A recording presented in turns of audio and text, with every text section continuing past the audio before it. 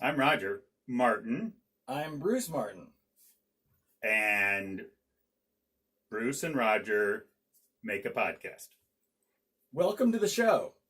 We're not 100% if that's going to be the name, but it's a starting point, and we felt like we needed a tiny bit of infrastructure to get this thing started, so we're going with that. But really, part of this first podcast is about you as our listeners helping us find out what's a good title, what fits us. So, Roger, what have you been thinking about on that front? Titles? Well, yeah, some possible titles. I mean, okay, we probably should tell them what it's about Right. before the titles really help them. Why are we even here today? What you're watching this for some reason? We're going to tell you why you are watching it, or why you should be watching it. Or listening, since it's a podcast. Yes, podcast. But we're also going to vlog too, aren't we? Right. So it's vlog casting. Yes. So we thought it would be a great idea to have it where you could watch it, listen to it, do both of it. We just know that some of you, when you hear our voices on the podcast, you're going to want to see our faces. And while you'll be disappointed with Raj, Bruce is adorable. Bruce, what he said. So, what is it about? Roger just came to my office today and said, "Hey, we're doing a podcast," and I'm like, "Awesome, I'm on it." And then we hit the go button. So, yeah, what are we talking about? I thought we could just have a conversation that people could sit in on. Some of you may have sat in on a conversation with the Martin brothers. Now, there is another brother. There is another brother. Another brother. David, who's the who's smartest. not here. He's not here. He's the smartest of both of us. We're giving you kind of the two poles with David somewhere in between. Right. Since he actually is the middle brother. I'm the oldest, the elder brother. I'm the youngest brother. Yeah. So, but when we sit down and have a conversation, our conversations always swing wildly between trivia and silliness and fun and stuff that matters. Yeah. And I thought, what if this podcast was really people who wanted sitting in a conversation that isn't scripted? In other words, it's literally like a conversation we have, and that might be around a dinner table. It might be sitting in a golf cart. It could be driving on our way somewhere. Oh, I would love to do a podcast from a golf cart. That would be cool. Because you could hear the wind noise and the striking of the clubs and the people yelling for or get the heck out of the way. Whatever those I'm going to things shove this up here. Yeah, don't go there. True story. Yeah, that actually happened to Roger. I didn't know anything about slow play. Yeah. I didn't realize that was a thing. But someone behind us in a cart reminded me that's a thing. Yeah, Roger, let me just put it this way. Roger redefined slow play, okay? It's like Roger's highly analytical. Here's the thing that'll be fun about this podcast. Roger's highly analytical. I'm highly adventurous. So I'm much more spontaneous. Let's just go with it. We'll figure it out. Roger's like, well, we need to answer 332 questions before we actually go down that road. People will want to know this. And I'm like, oh, okay. And then I nap while Roger works through those things. And then we come back, and he goes with whatever I like. So, we would like help then from listeners, viewers, maybe a title for this based on kind of what we've been talking about, but even other features, whether it's comments, feedback. We'd love to find out things you'd say, hey, should we give a prize if we pick someone's name? Should we give a prize? Yes. Roger's going to give you a brand new iPad if you come up with the title that we use for the show. So I think I'm motivated to come up with a title now. Thank you, Roger. This man is so generous at times. It shocks me. But I do love what you're saying about what we're talking about. I was just thinking about giving them a copy of your book.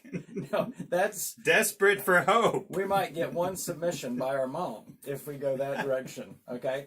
But really, for people to know what we're talking about, when Roger and I get together, and it's something we both enjoy, it's always life-giving, We make our parents laugh sometimes when we get together, and then sometimes they roll their eyes, and sometimes they just look confused. No. Terrified is also a look I've seen on their face. Well, terrified's happened before too. But did we actually give birth to these two? We come from a family that talked about everything, and it's one of the things that I loved about our family. And so one of the things that was handed down to us not only was a tremendous amount of Bible knowledge and Scripture, but really critical thinking. Our dad was a PhD. He talked about philosophy a lot. And so we would talk sometimes about silly things and we get to laughing, but we inevitably, we always talk about something funny, but we inevitably end up talking about important things, kingdom things.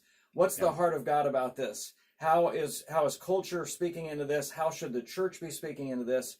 What's God speaking to us right now? And what happens is when we get together, part of the reason it's life-giving is my stomach hurts because we've laughed a lot, which is good, but I always leave encouraged in some way, or I've been provoked to grow in some way, because Roger and I don't think alike. We have a lot of similarities, but our personalities are very different. The way that we approach certain things in Scripture or the way that we approach certain things theologically is different. So we really want you to be able to enjoy a podcast that's going to give you two brothers, but with dissimilar perspectives on certain things. Now, other things we're going to be very much together on, and it'll be interesting to see what those things are. My humor is one thing that we all agree on. It's fantastic. Yes, that's really why we're doing this podcast, is to display your humor. Well, we could just call it Bruce's Comedy Show with Roger tagging along. Why do we even need your help making a title? Well, hold on, wait. Stay with me. Because Roger, Mr. Analytical, and who decided he was going to help you in the process. Okay, this was not for me. This was for you, our listeners.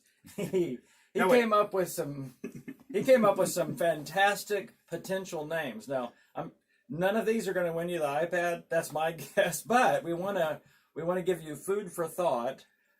Well, we were going off the brothers theme, so I wanted to prime the pump. What are some ways we use brothers in titles?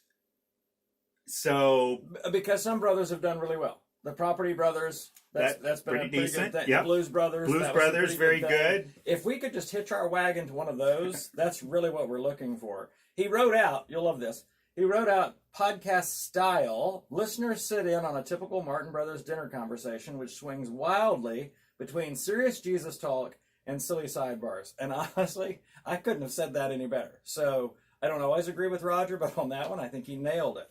So here's some potential, stay with me, some potential titles for the podcast. But again, we want your help with this. You're going to have better ideas than Roger, but these are some of his. It's just priming the pump.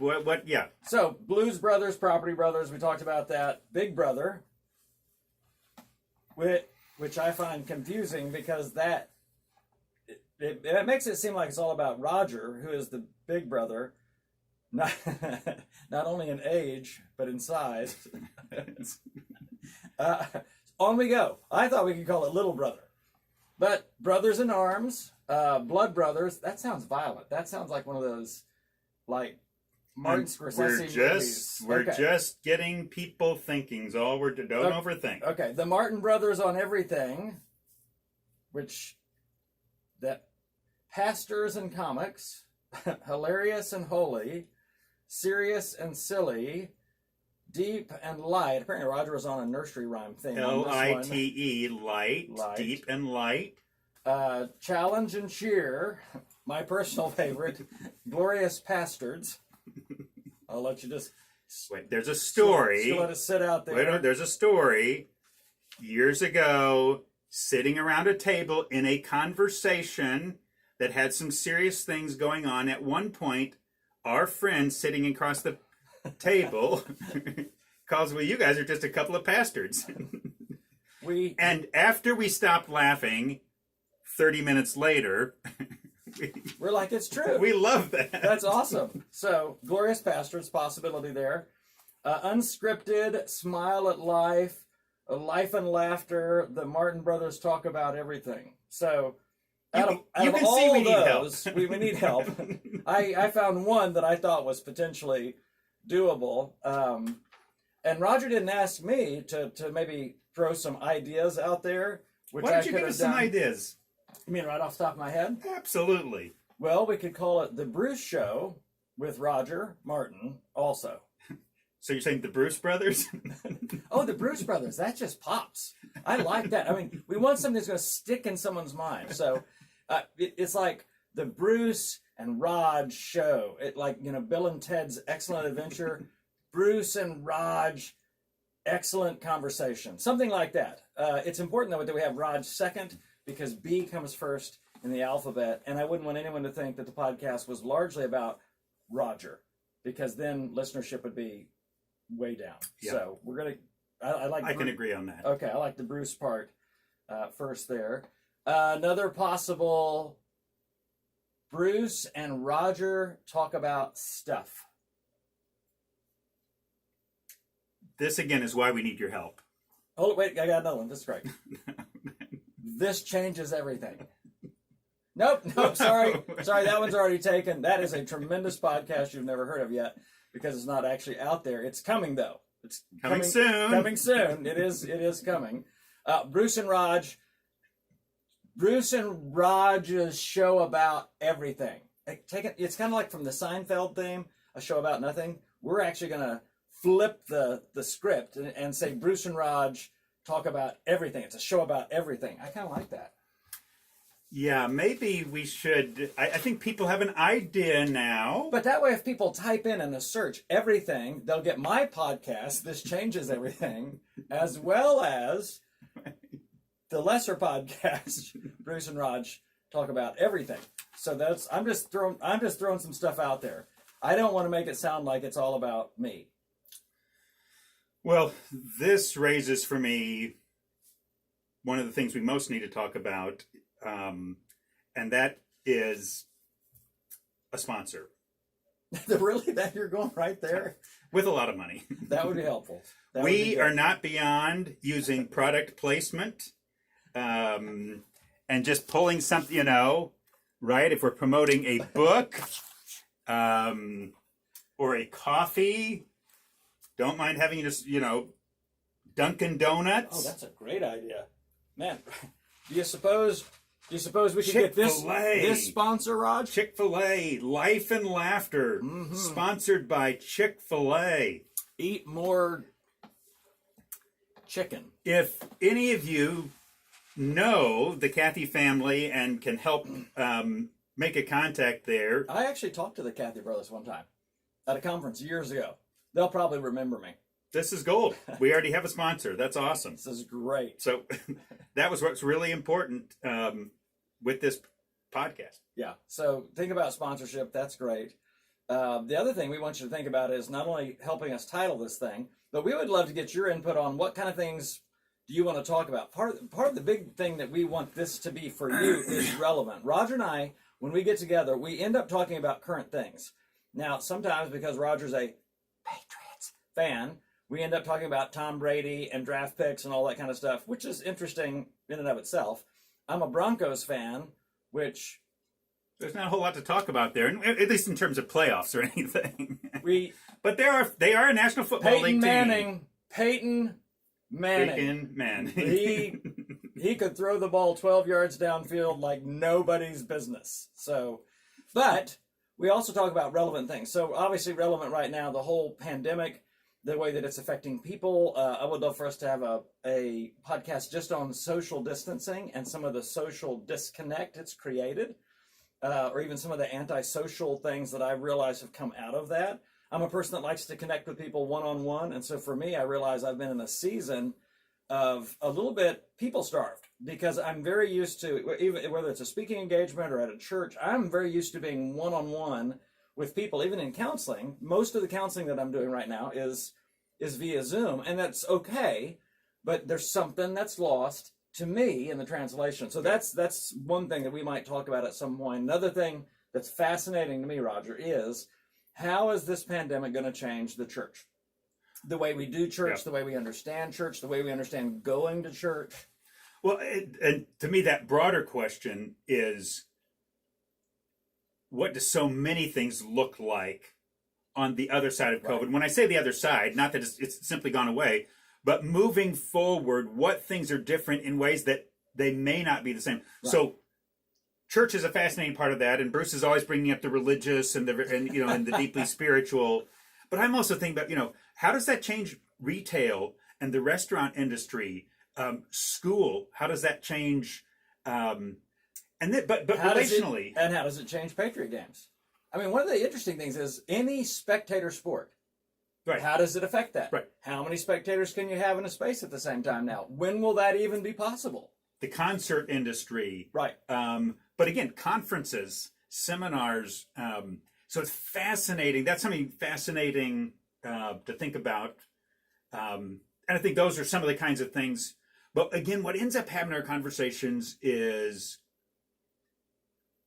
I can't really think of it. It's a time where say, we're going to talk about these 4 things when we get together. But either one of us will have something that's kind of pressing in, and at some point that will come out. And I'm just always challenged when I walk away from a conversation with Bruce. And but at the same time, I'm going to walk away challenged, but even a bit lighter. So when I think about you or someone listening, I think, sometimes it could be, I could just use a good laugh. And, so if you're listening to a conversation with, there's probably at some point where one of us might, by accident, be funny, where that's going to happen. But you're almost always going to have at least something that's provoking thought. Not that we're right about much of anything, but we do tend to think about things that matter, and we talk about things. Right. And I think one of the things sadly missing in our culture right now is really dialogue. You have a lot of debate. You have a lot of polarization. You have binary, but not even binary conversations. It's like one or the other. But Roger and I really value dialogue. We value discussing things, even if it's things that we disagree about. One of the things that Roger and I have agreed on in the last several years is that we're learning more and more from people that we disagree from. Yep. So it's the thing of listening to other people. It doesn't mean that I wholesale believe everything that they're saying or I agree with everything they're saying, but I'm learning, I'm growing, I'm developing. And kind of growing up in a culture that Roger and I did, we grew up in the independent fundamental Baptist culture. It was a microcosm of a microcosm of a microcosm of the kingdom of heaven. Just a teeny tiny thing. And so I realized we grew up very, very sheltered, and we didn't get a lot of input from a lot of outside sources. In fact, it was sort of forbidden to even read certain people or listen to certain kind of music or whatever else. Anyway, I read very broadly now. I listen to music much more broadly now. And we would like the podcast to be able to broaden you, but also to make you think and maybe see it differently. And not that you will always agree with us. No, I hope but in the process, we can grow. And of course, that's the great thing about technology now. We can do a podcast, but we can also get feedback from listeners immediately. Right. And you can offer suggestions for the show. You can say, hey, I adamantly disagree with Roger on that. Bruce was absolutely right. That's probably going to happen a lot. I'm just saying. And when it does, I'm not going to get a big head, and I'm going to be very humble, as I am right now. It almost comes naturally with you, just humility. It just oozes out of you. Frankly, I'm the most humble person that I know. I'm going to cry. You should.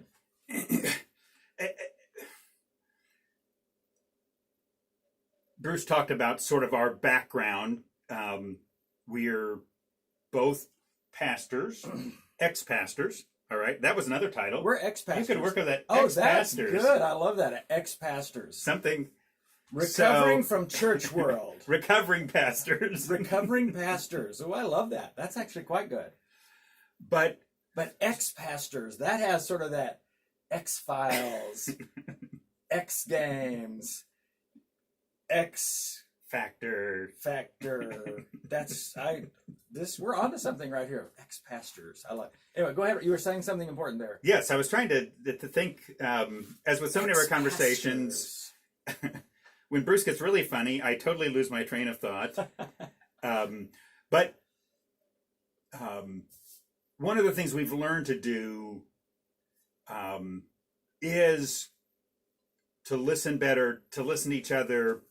To believe the best.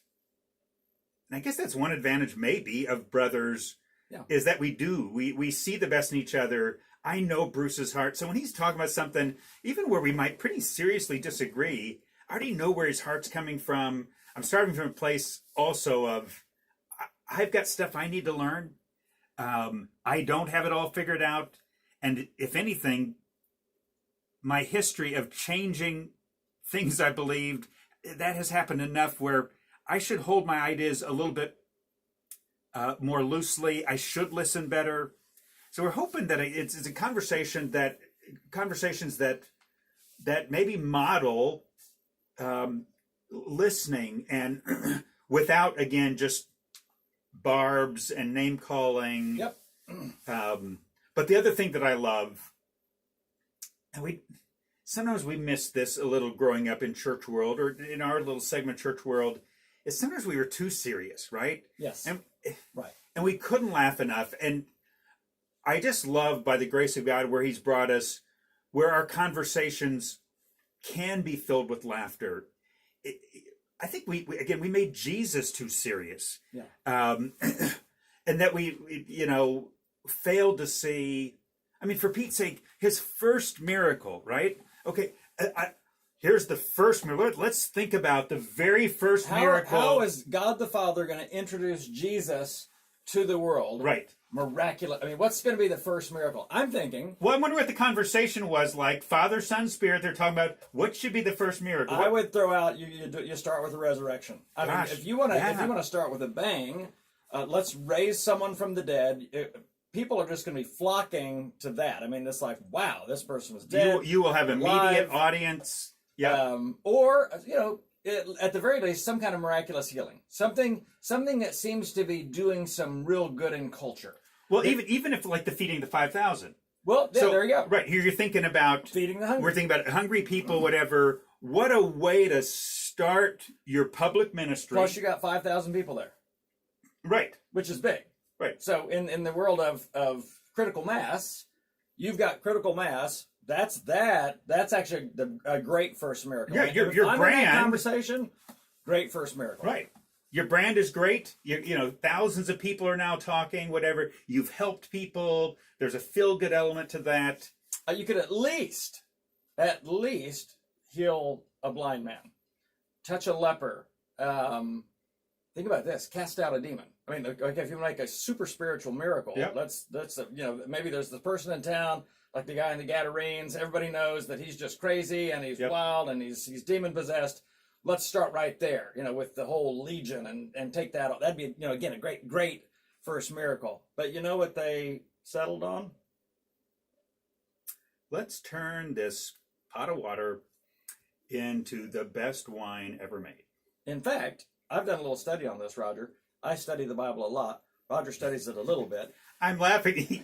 He actually does read the Bible far more than I do. I did a little bit of study on this wedding at Cana thing, all right, where they're talking about the size of the water jars, how many of them there were there. It's estimated that Jesus made up to 650 bottles of wine.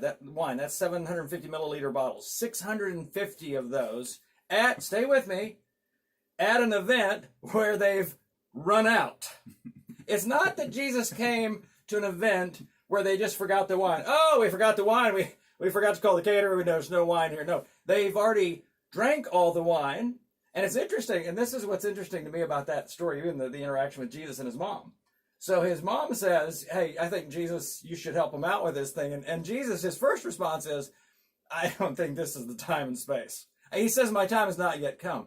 But it's almost like in that moment, it's like the Father prompted him and said, no, this is the perfect place to introduce the kingdom of heaven at a wedding feast.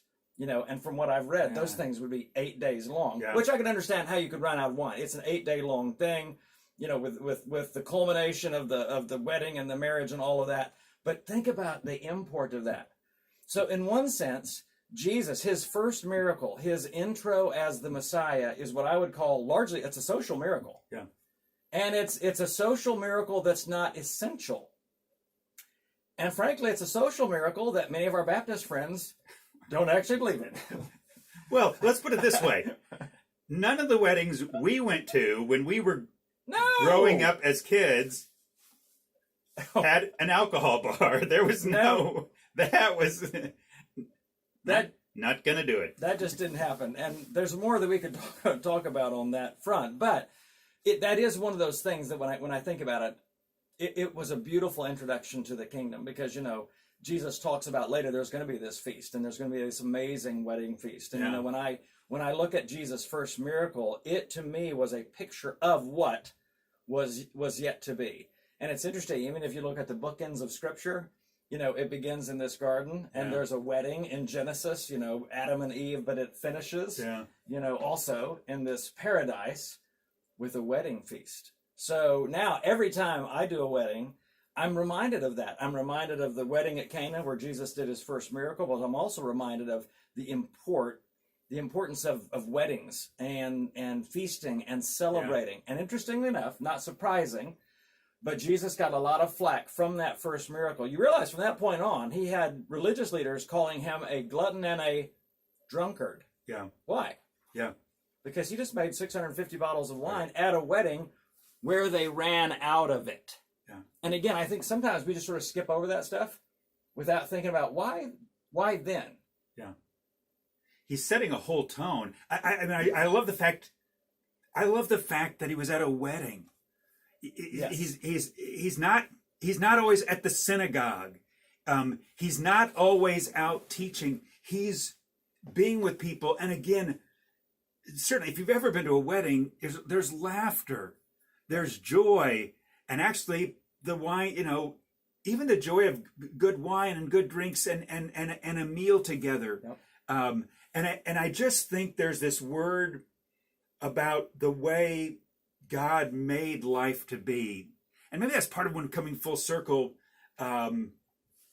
with this podcast is we want it to capture that unexpected way of Jesus, which is the way of life. It involves joy, and it involves eating, and it involves good things, and it involves relationships, and it involves conversations. I think one of the things we're feeling with COVID, once again, is that we're just gotten this renewed sense of how really precious it is to be with people, and to have meals. Yep. I think I've seen where someone was saying that, asking people what they want to do when some of the restrictions began to lift. And I think one of the lead things on the list was to have a meal with someone who doesn't share my last name. Yes. Right. Oh, Marlene and I were talking about it today, because it's like Cinco de Mayo right now. And we're like, we would love to be able to go to Rosie's and have a margarita and just celebrate. And again, I think, speaking of unexpected wedding things, there was several years ago I did a wedding, and it was kind of, the ceremony was done, and then the bride came up to me afterwards. She goes, we don't know what to do. The bartender never showed up. And I said, well, I'll tend bar. She's like, are you serious? Can you do that for us? I'm like, absolutely. So it's hilarious watching people come through the line, and I'm tending bar and I'm opening up stuff for everybody. And they're like, one guy said, I don't think I've ever seen a pastor do a ceremony and then run the bar afterwards. And I'm like, yeah, it's the kind of thing Jesus would do. And it's interesting. It's sort of what he did do. It's what he did right. do. And it's interesting, when he got the most flack from people, think about the party at Matthew's house. When he's eating and drinking with these notorious sinners. I think, here's some things we'll talk about further on, not in this podcast, but Jesus was much more unexpected than we think. Yeah. Jesus was much more scandalous than we think. There's a reason that people tried to assassinate him multiple times, including the members of his own hometown. We forget there was multiple assassination attempts. It wasn't on his just life. Those bad religious leaders. Right. A lot of people got ticked and or concerned about him. Right. So those are the kind of things that we want to talk about. Jesus and culture, and occasionally the Patriots if we have to, which Roger will probably insist on. I hope at some point we have something to talk about with the Broncos as well. I'm not crossing my fingers on that one. Certainly not holding my breath. Well, it could be the first time in 18 years the Patriots don't make the playoffs. I'm not saying that is going to happen, but it could be. Kind of wrapping up here. Are we wrapping up? I was just starting to feel maybe it. I'll defer to you. What is the time? Where's the timer on this thing? I can't. it says that we've just exceeded our size limit on the video. So I think it's a good time to. Why don't we wrap up, Raj? All right. Help us out. And I don't know if that's comment sections, how you get feedback to us. I guess we got to figure out how they let us know. We're going to start a YouTube channel. Right now, it might just be called Bruce and Roger Make a Podcast, and you can go there and give feedback.